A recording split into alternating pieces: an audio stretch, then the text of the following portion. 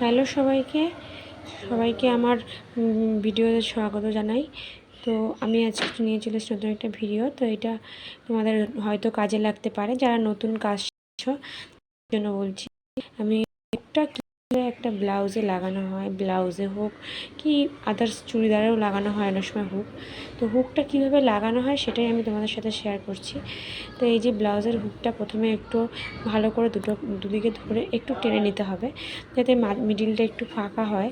তো তারপরে সুন্দর করে এই যে একদিকের যে রিংটা আছে ওই রিংয়ের দিকে ভালো করে সূচের মাথায় সুতো পরিয়ে সুন্দর করে গিট দিতে হবে, যাতে সুতোতে যেন গিট না পড়ে যায় সেটা খেয়াল রাখতে হবে, তাহলে আবার কাটতে হবে, কাজে অসুবিধা হয়।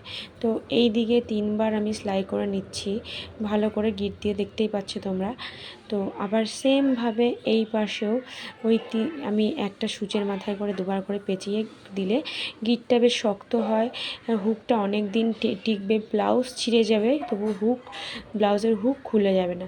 বেশিরভাগ মানুষেরই এই সমস্যাটা হয় যে ব্লাউজ কিনলে, রেডিমেড ব্লাউজ পরলে 2 দিন পরে হুক খুলে যায়।